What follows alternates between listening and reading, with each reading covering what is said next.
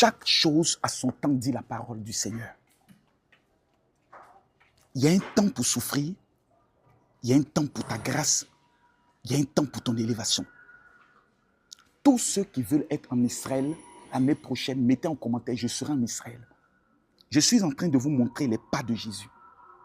Je suis en train de vous montrer que votre vie n'est pas un échec, que le prix a été payé. La Bible dit, quand Jésus est mort, le 3e jour, les femmes sont venues dans cet endroit pour essayer de nettoyer le corps, balayer un peu le tombeau et autres. Et quand elles sont arrivées, la roche qui couvrait cet endroit avait été ôtée. Comme vous le voyez, les gens viennent du monde entier. Ce n'est pas une question des Noirs.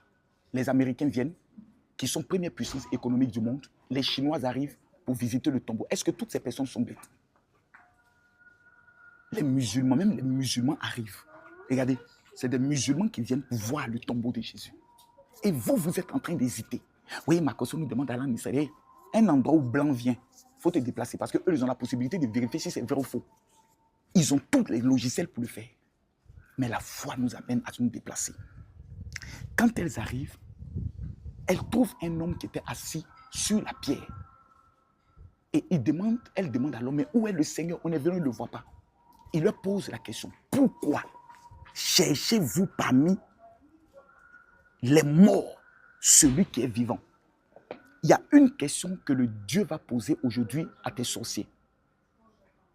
Pourquoi cherchez-vous parmi les célibataires celle qui est désormais mariée?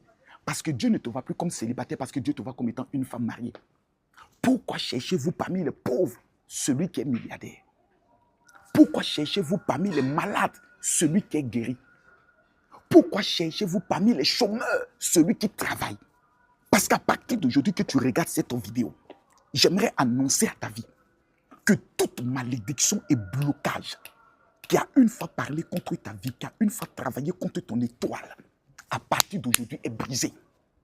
Je me mets à genoux devant la face de l'Éternel et je prophétise sur ta vie que l'Éternel fait de toi une source de grâce et de bénédiction dans le nom de Jésus. Que la même onction de résurrection qui a localisé le corps de Jésus, qui l'a fait sortir de ce tombeau, je prophétise que cette onction descend sur tes finances, descend sur ton mariage, descend sur ta vie, descend sur tes projets, afin que la résurrection se vive au nom puissant de Jésus-Christ de Nazareth. J'ordonne que tout sorcier qui un jour a tenu une réunion pour parler contre ta vie, que ce sorcier-là meure avant la fin de ce mois. Celui qui me met amen en capotant ce live reçoit la bénédiction et la grâce. Je déclare que ce